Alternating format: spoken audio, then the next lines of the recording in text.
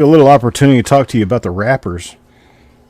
This wrapper would at first appear to be one of those, made up wrappers or one of those Cointain wrappers, the preforms. But this is not. This is a Brandt wrapper, and it was made for the rolling machines. And this is an original roll, as original as they get. And so I just wanted you guys to know that when you see that it's got the candy striped ends, I usually tell people with the candy striped ends, you're talking about something from 1990 or forward. This is the exception to that rule.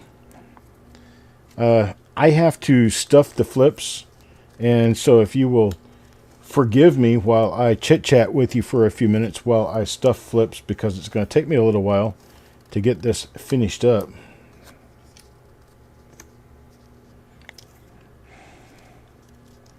Crypto Shrimp Cowboy. Hello, hello, hello.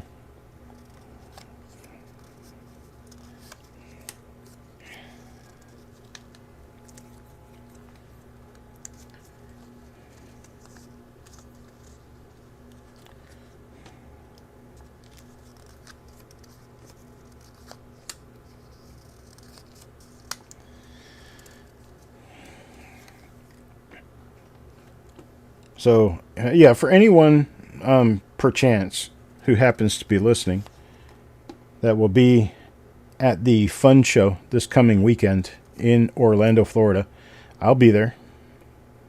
Let me know you're there, or let me know you're going to be there, and I will arrange a way for us to find each other. The following weekend, I will be at the Missouri Numismatic Society show in St. Charles, Missouri, which is a western suburb of St. Louis. It's down I-70 a bit in the direction of Kansas City, Columbia.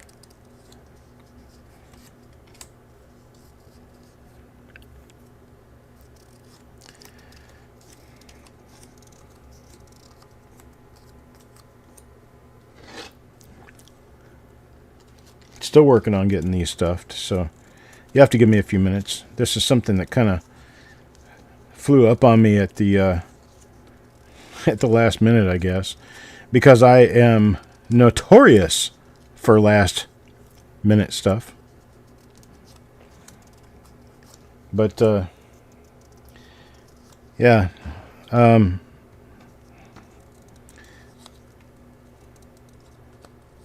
I hope to find a bunch of goodies, a bunch of stuff, but I'd also like to meet up with our familiar members here.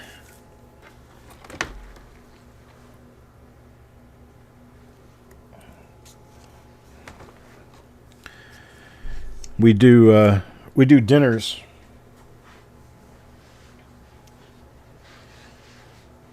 at pretty much every show, where when we get together, we invite any of our constituents to go with us.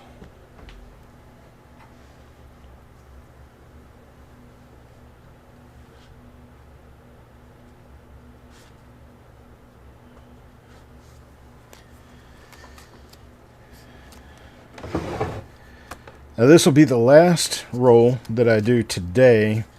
I'm going to reveal the last two rolls for this week tomorrow, and then I'm carrying all this to Florida with me to hand off to Eric for him to process the coins and get them shipped.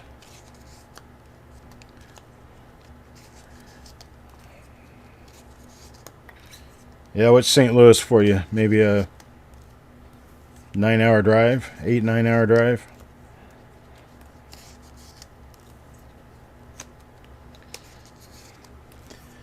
I'm doing nearly 11 hours in the next 2 days, and then it'll be another 10 hours to go up to Illinois.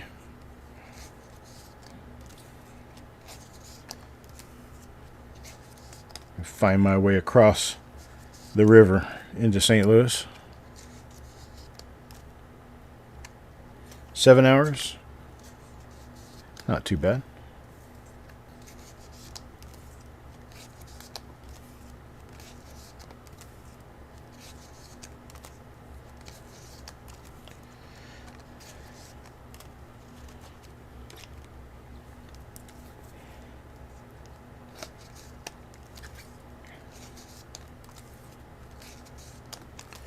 Almost finished here.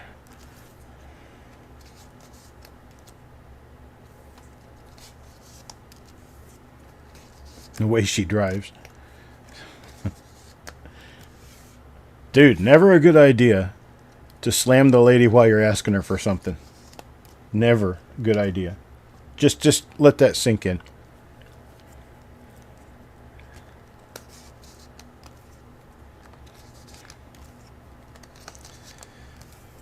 I learned all my stuff the hard way.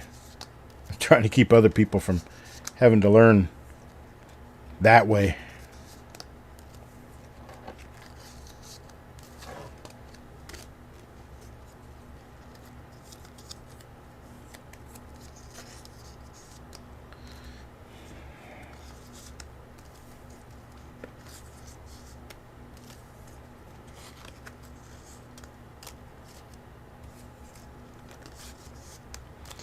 Alright, I now have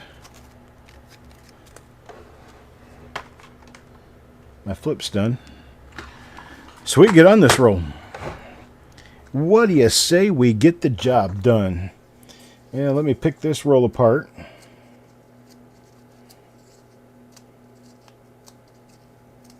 This paper is actually not a common wrap. You'll see them around, but they are not common.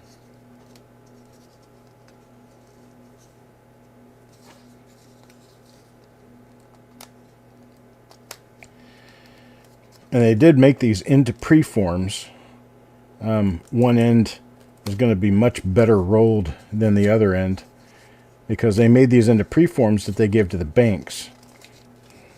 And the banks actually did the rolling.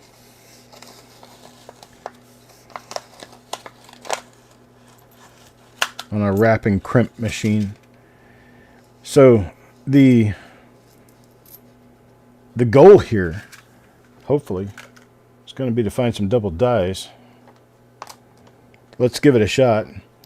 No double die reverse is known for 1972 Philadelphia, but we do have a chance at double die obverses, and our chances are better than you might think, because this is the non-master doubled obverse, which is what was used during the period of time that most of our major double dies were made. So, I offer you that.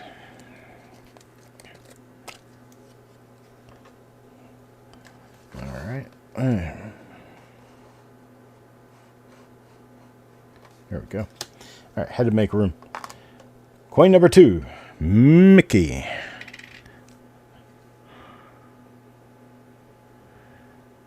Okay, not only that, we're also getting some nice higher quality coins too.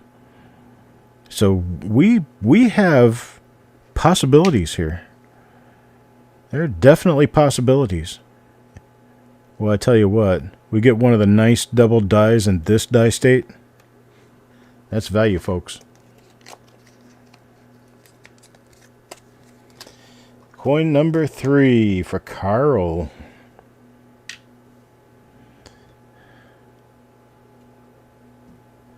Nope. Folks, seriously, I'm just as excited to open this roll and go through it as you guys are. You saw me pick it apart. It's a fresh roll.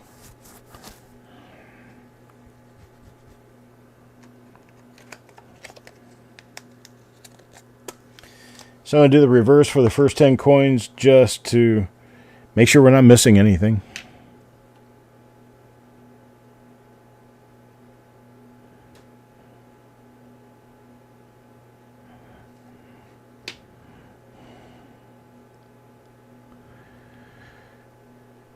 I tell you, original rolls are getting a little harder to find.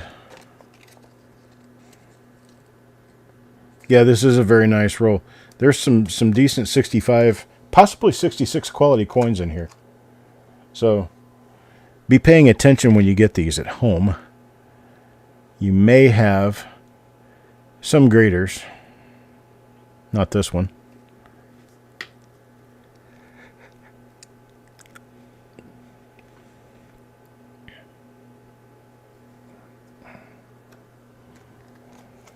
Well, I'm kind of done with the whole dreaming on the reverse thing. I want to get to these obverses.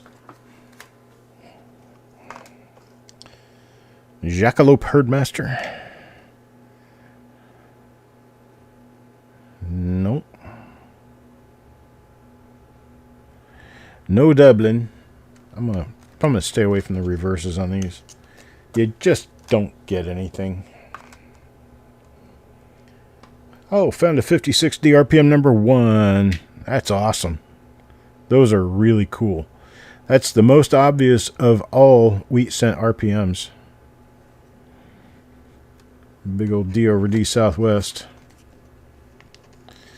Yeah, I'm chomping. I want to get this moving so I can see what's in there. I've had this roll for probably 25 years. It's about time to see if there's anything in it. It's hard to find rolls everywhere, James. I just had somebody come offer me decent money for a bunch of my rolls, and no, they're just not interested.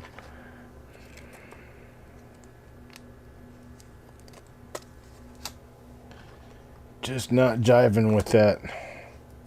There's Stan Horn.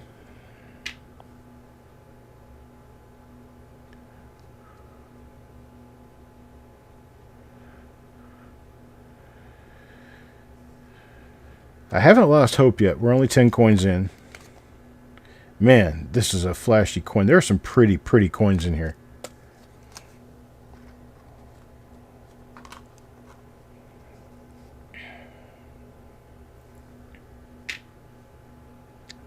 Almost proof-like. Real nice surfaces. Nothing there. Oh yeah, every one of these coins are MS.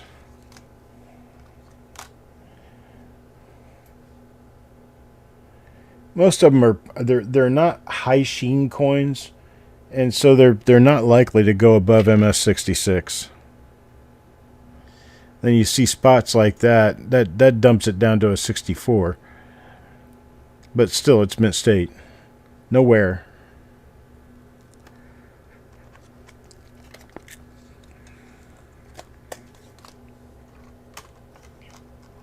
Brad. Come on, show us some double dice here.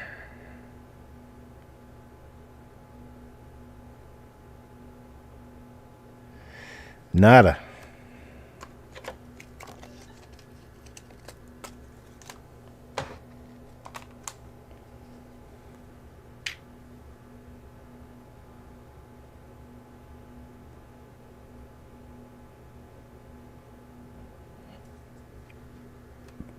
Still nothing.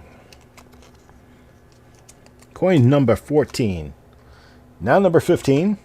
Stone Cutter.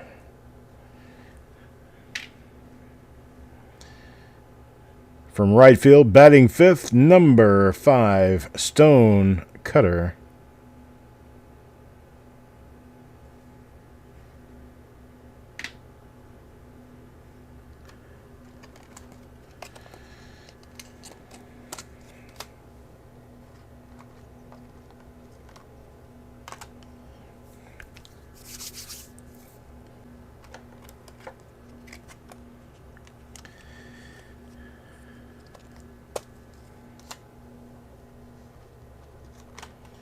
Why is it that we're broadcasting after midnight and YouTube can't seem to catch up? Why?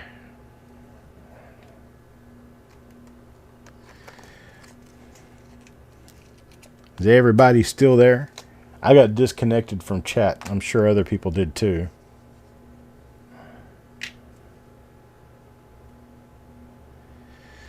So if you've asked me a question just the past couple of few minutes, there's a chance that I didn't see it. If I don't answer you, then that means I didn't see it.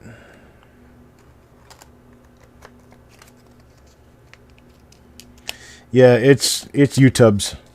They have no idea. I really don't know what it is that goes through their mind that makes them think they can continue operating on whatever it is they're operating on, because they obviously need some expansion. Some of these coins are going to go in 66 holders. Folks, I'm just telling you that. Some of these coins are 66s. Now, 66 is only about a $50 coin, but still, it's a $50 coin.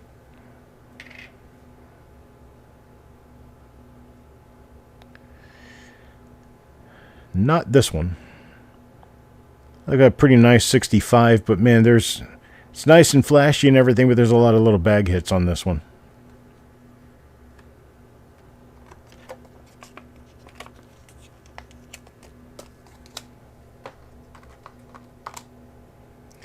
Polly. No reason why he couldn't be here tonight, I don't think, because, well, it isn't that late over on the left coast. It's only 9 o'clock at night there.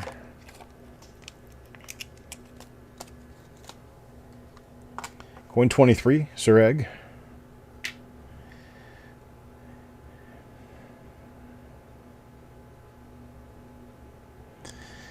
So I've got the other two shows that need to be finished up, scheduled for tomorrow at the noontime hour, thereabouts. Then Eric has one early tomorrow afternoon while I'll be driving. Then I'll try to come on live sometime later in the afternoon tomorrow. Well, there's our first ugly coin of the roll. It was right in the middle of the roll. Somebody picked this one up off the floor and shoved it back in the machine. Bethlehem. Right back to beauty. Look at that. Pretty coin. You can even see beard lines. Those are actually lines that they carved into the hub to represent his beard.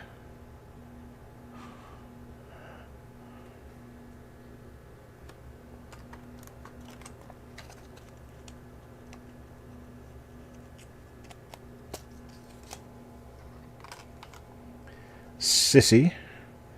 Another real pretty coin. Some of these are near proof-like. Really pretty. Just genuinely nice.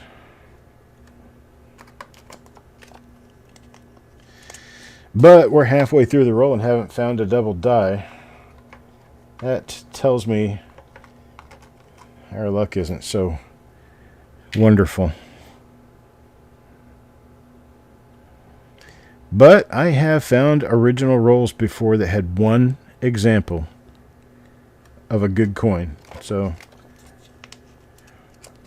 we need to keep watching.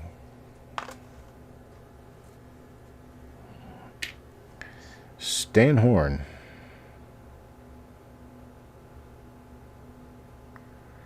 Nope.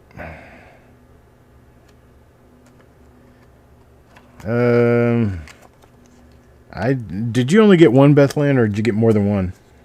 If you just got one, I'll go back and look at it. Doug. The problem with 66 grade on 1972 is if you're going to submit them like the NGC, the price you're going to pay for the submission fee, the handling fee, the grading fee, and the shipping return back for one coin is completely prohibitive. Because, I mean, you're talking about a $50 coin that you're going to spend $75 to get in a holder. But if you have 4 or 5 rolls of coins and you've got a dozen, 2 dozen of these in really good shape, then your chances of being able to mitigate your losses in fees and shipping are there and realistic. because you've got more coins going in that have a chance at the grade, which is why I like doing 200, 300, 400 coins at once when I do a submission, because only one shipping fee cost me $125 to get them. It cost me $125 to get them if I did 20 coins or if I did 500 coins. So who's winning there?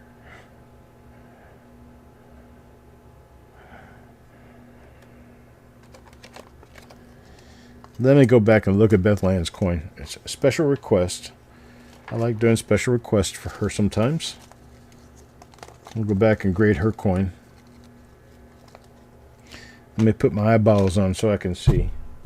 Where are my eyeballs? Oh, dang it. I gotta get up and go find my eyeballs.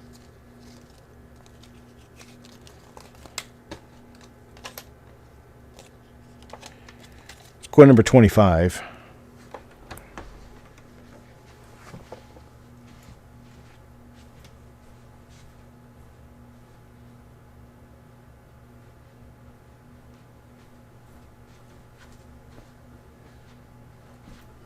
Yeah, I had my eyeballs packed for the trip tomorrow morning.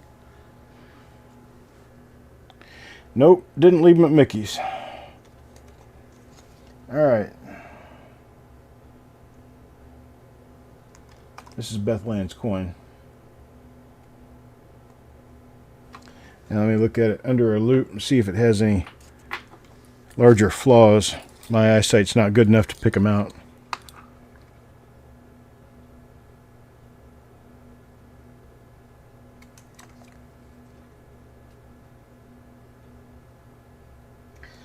Yeah, it's a nice bright coin, but you've got just enough on this to hold it back from a 66 grade. So there's not going to be a 66 in that coin's future.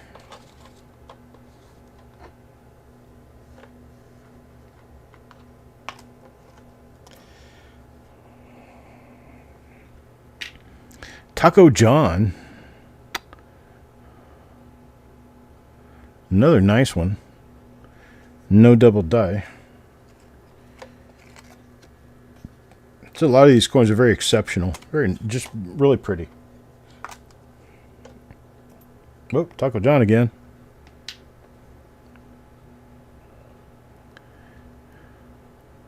That's an interesting little die scratch right there.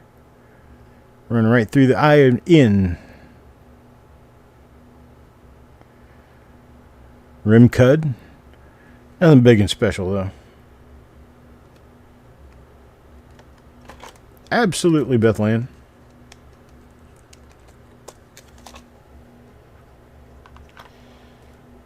Number 35. Carl.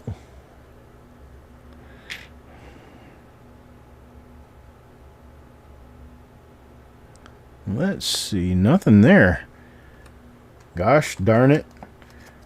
Got ourselves stuck into a really nice roll that has nothing in it. Kurt.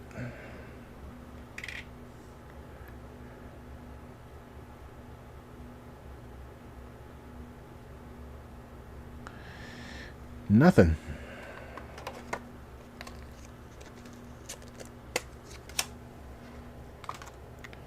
Chubby Pop Chaser. Nope. Not gonna be a double die. All right, next up. Kurt.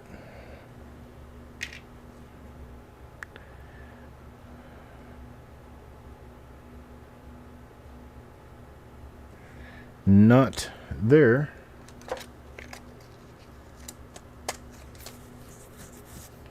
Number 39, DC.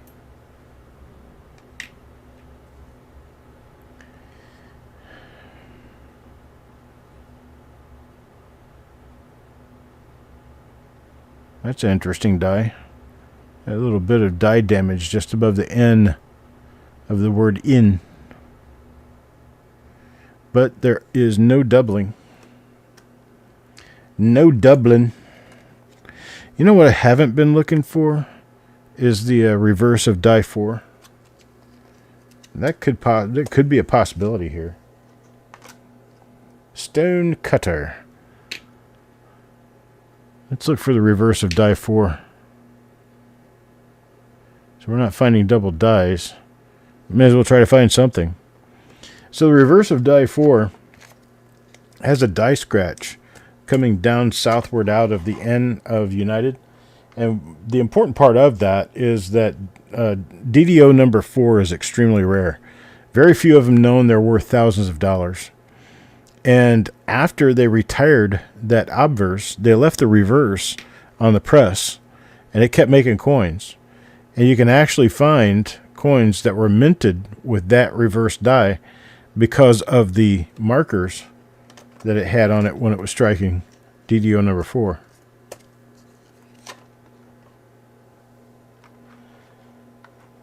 Yes, Bethlehem. I would prefer that.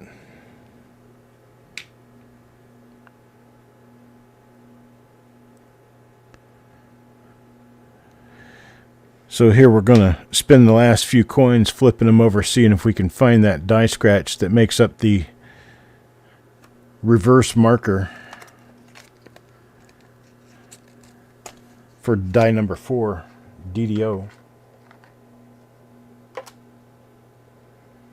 Number 5 value. What do you? I'm not sure what you're talking about, Alex.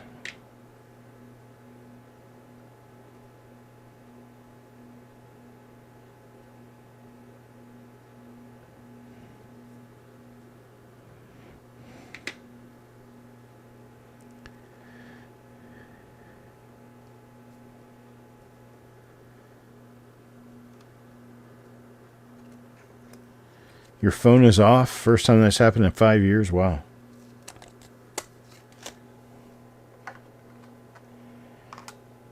I'm not really sure what DDO5 actually looks like. I haven't given it a whole lot of effort, a whole lot of thought.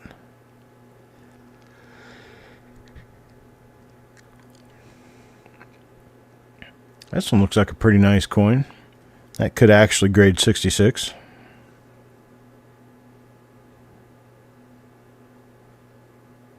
That's a pretty clean, consistent looking coin for Paul there.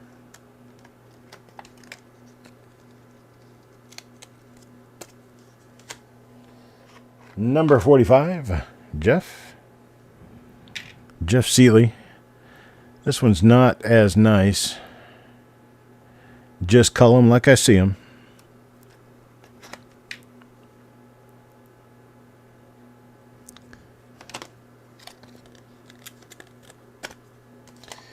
I do believe, if I'm not mistaken, that NX will actually hold her 1972 Lincoln Cents that showed the contributing characteristics, die markers, of the reverse die that was used with DDO number 4.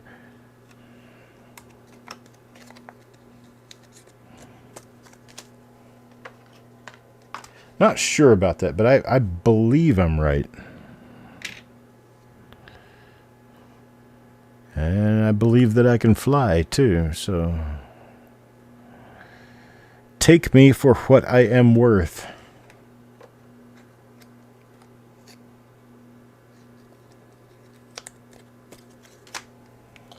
Here's number 48, Brad Anderson.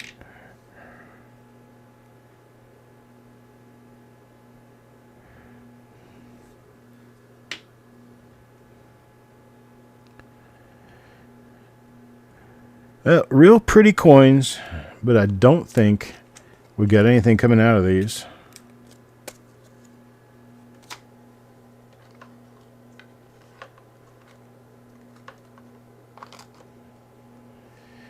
Well, we didn't actually switch it, Joe. What happened was, I guess they have fixed some of it, but it's not showing our usernames anymore. It's actually showing our pseudonames.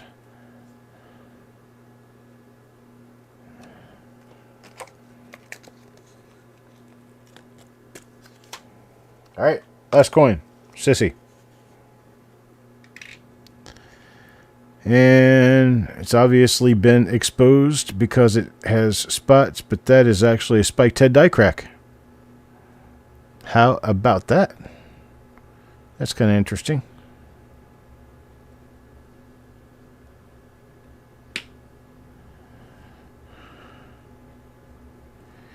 DD04 is actually not hard to identify. It's hard to pick out from another die that's very close to it. Anyhow. All right, folks, I appreciate it. I'm going to go to bed. Been a long day for me. I've been up since 7 a.m. today. And I've got an appointment tomorrow morning. I'm going to have a gentleman work on some paperwork that's going to obliterate my property tax on my home because I just went over 100% disabled status. So, fun stuff. I appreciate it, folks. You guys have a great night, and I'll talk to you sometime tomorrow. Be well.